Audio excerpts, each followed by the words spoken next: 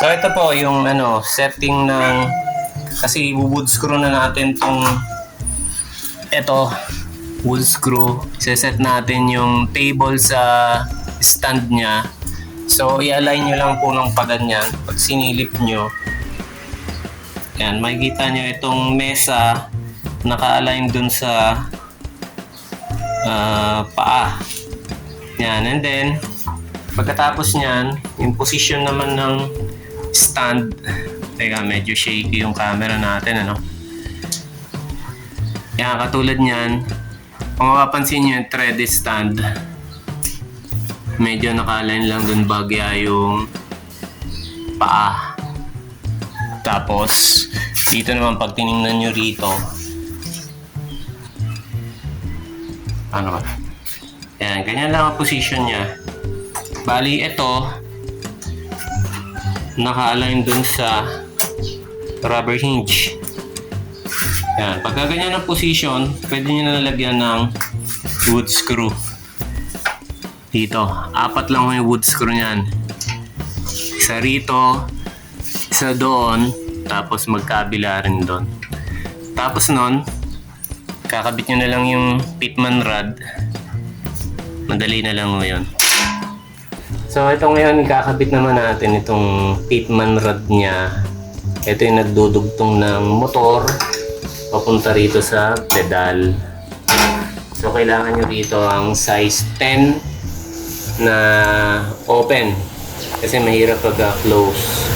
Tapos pangontra na vice grip or another size 10, pwede na yung close.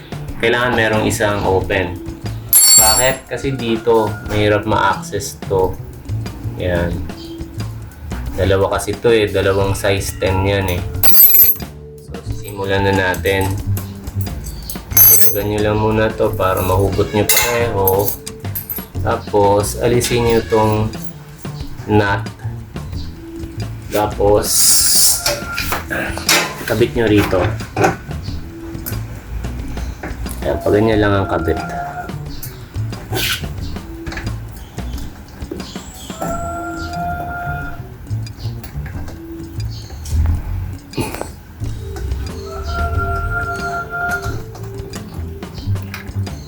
Pag nakakabit na yan, ito yung sinasabi ko na kontrahin nyo.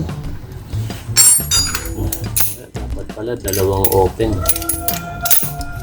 pero vice grip na lang gamitin natin isa. Kontrahin nyo yung isa, tapos babaan nyo ng bagya. Dito nyo pala kontrahin nyo lang ng vice grip, tapos dito kayo sa kabila maghigpit.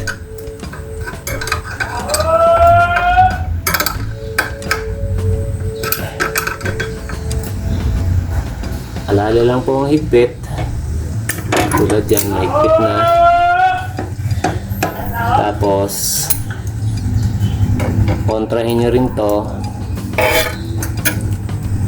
Tapos higpitan nyo to. Kasi minsan maluwag to itong nut na to.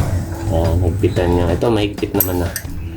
Meron kasing iba nyan na maluwag. Ngayon, ito namang kabila. Yan din ang gawin nyo. Luwagan nyo. Tapos ito, regardless, pwedeng pa ganyan, pwedeng pa ganyan.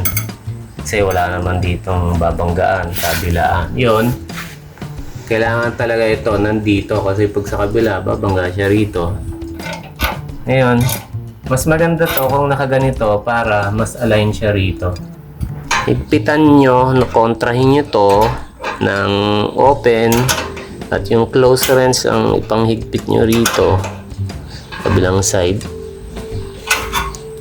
Sakto lang din ang higpit. Pagdudugtongin nyo na ngayon yung dalawa sa pamamagitan nitong pyesa na to. Tapos ang taas ng pedal, mapapansin nyo, ganyan lang yung standard na taas ng pedal nya.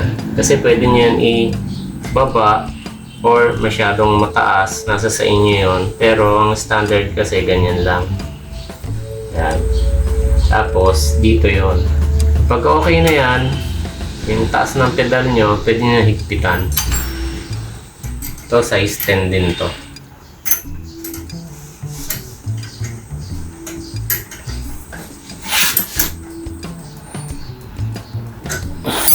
Yan, ang tamang taas ng pedal niya. So, okay na. Nakaset na yung Pitman rod natin. Goods na. Final na yun.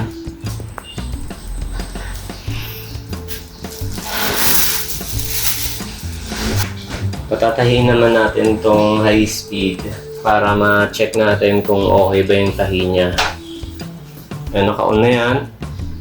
So, ang ikot niya pang high speed.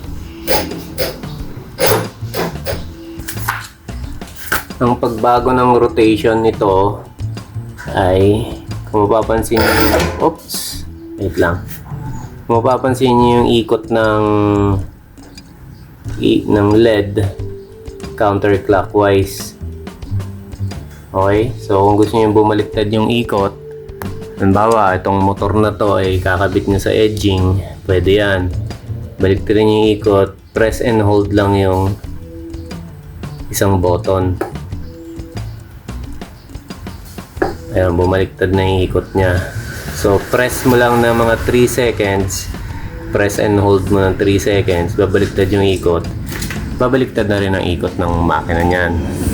Pwede nyo yan magamit sa edging.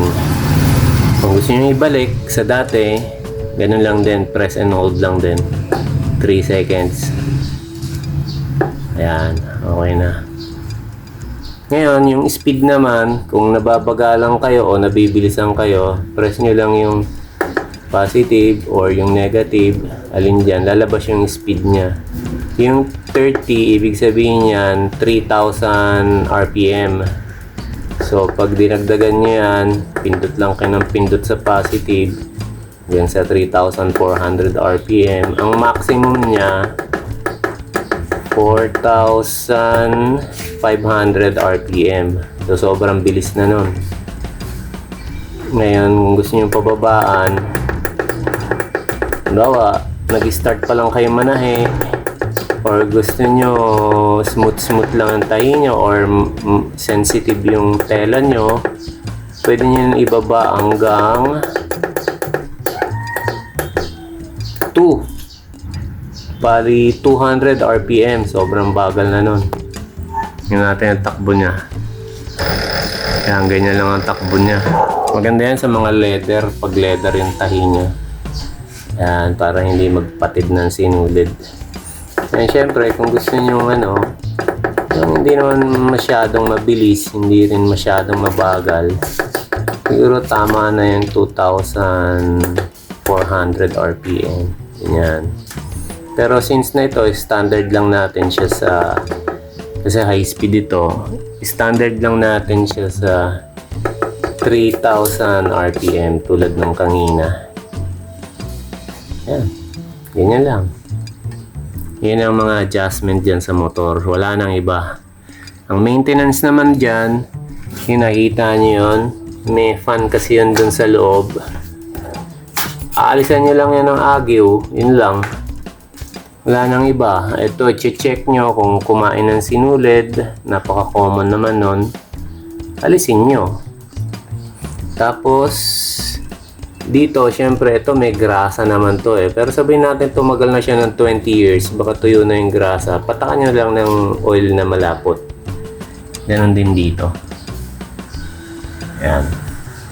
Pero sa motor, wala siyang ibang maintenance kundi yun lang.